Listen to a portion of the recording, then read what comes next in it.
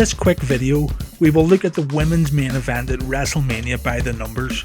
At WrestleMania 35, history will be made when women main event the biggest show of the year for the very first time. Charlotte Flair, Ronda Rousey and Becky Lynch will compete in a triple threat match at the big stage. So let's take a look at some stats to see if we can pick a winner from their WWE match histories. All data in this video was gathered from cagematch.net, the most comprehensive wrestling database on the internet. At the time this video was uploaded, exactly 1 week before WrestleMania 35, all data was correct. So let's look at the first WrestleManias the ladies competed in. Both Becky and Charlotte had their WrestleMania debuts at WrestleMania 32, so WrestleMania 35 will be their fourth WrestleMania event. Ronda Rousey made her debut last year at Mania 34, so WrestleMania 35 will be her second WrestleMania. So let's look at their WrestleMania records. Charlotte defeated Becky Lynch and Sasha Banks in her first WrestleMania appearance at WrestleMania 32. At WrestleMania 33 in Orlando, she was defeated along with Nia Jax and Sasha Banks in a fatal 4-way match. The winner was Bayley. She ended Asuka's undefeated streak at WrestleMania 34 to become the SmackDown Women's Champion. So Charlotte has 2 wins and 1 loss at WrestleMania. Becky Lynch was defeated in her WrestleMania debut at WrestleMania 32 in a match that featured Charlotte Flair. At Mania 33, she was defeated in a 6-pack challenge for the SmackDown Women's Championship. Naomi picked up the win. She was featured in the pre-show Women's Battle Royal at WrestleMania 34. She was the 12th competitor eliminated. This means that so far, Becky has never won a match at WrestleMania. She is 0 for 3. Ronda Rousey has competed in 1 match so far, and that was last year at WrestleMania 34. She won a mixed tag match along with her partner Kurt Angle. The team of Angle and Rousey defeated Triple H and Stephanie McMahon. Ronda is 1-0 at WrestleMania.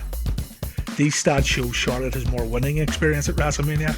However, although Ronda has only ever had 1 match, she is undefeated at WrestleMania. So let's look at WWE titles. Charlotte has won 4 different titles during her WWE career. She has held the Divas Championship, the NXT Women's Championship.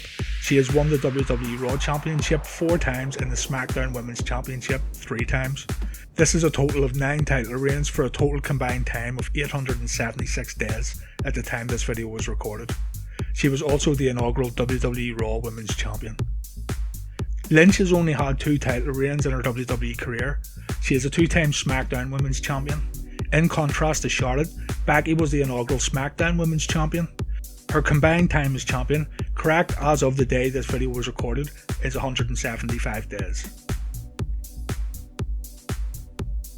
Ronda Rousey has only held 1 title belt in WWE for 1 reign. She is the current WWE Raw Women's Champion with a reign of 224 days. These stats put Charlotte at the top for title reigns and combined days as champion. Charlotte has more experience holding titles, but this also means she has lost more titles than everyone else. So overall total matches. These match totals are for all matches that had a paying audience. This means house shows are included, along with NXT shows around Florida. Charlotte Flair has only ever worked for the WWE. Charlotte made her debut in an NXT house show in Tampa, where she was defeated in a Battle Royal in November 2012. Charlotte has had a total of 743 matches at the time this video was made, winning 436 matches and losing 295. This puts her win average at around 59%. Every match recorded has been with WWE for Charlotte. Becky Lynch has had a total of 687 professional wrestling matches, but unlike Charlotte and Ronda Rousey, Becky has worked outside the WWE and has been wrestling for a much longer time. Becky made her professional debut in 2004 for NWA Ireland and has gone on to work in ECCW, IWF, Shimmer and IPW. Of her 687 total matches, 633 of these have been with the WWE. In WWE, she has a higher win percentage than Charlotte, with 395 wins out of 633 matches, giving her a 62% win average. Ronda Rousey has only ever had pro wrestling work inside a WWE ring. Ronda Rousey has had 65 total pro wrestling matches, with only ever losing 1 match. This loss was a tag match where Ronda teamed up with Natalya to take on Sasha Banks and Bayley. 28 of Ronda's 65 wrestling matches were either on TV or pay-per-view. Her pro wrestling debut occurred in 2018 at WrestleMania 34. She does have experience performing in front of crowds though, with her Strikeforce debut being in 2011 and working in UFC from 2012 to 2016. These stats look good for Charlotte again. It shows that Charlotte has the most experience in WWE matches. However, Becky has more experience working outside the WWE. The stats also prove that WWE doesn't like booking Ronda Rousey as a loser. So WWE pay-per-view appearances. Charlotte has wrestled in 29 WWE pay-per-views since her debut, winning an impressive 25 of these matches.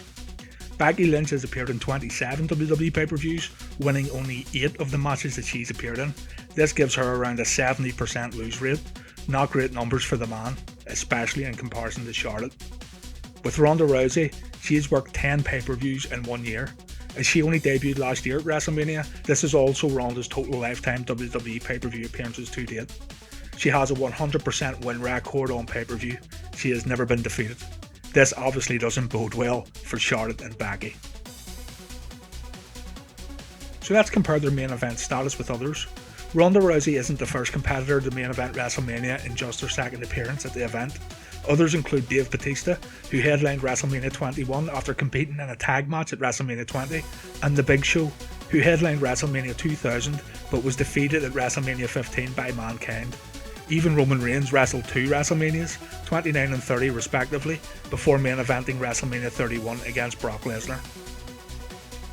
This will be Charlotte and Becky's 4th WrestleMania. Others who headlined WrestleMania at their 4th appearance at WrestleMania include Kurt Angle, who main evented WrestleMania 19 but first appeared at WrestleMania 2000, and Daniel Bryan, who headlined WrestleMania 30 but made his Mania debut at WrestleMania 27. So where does this leave us?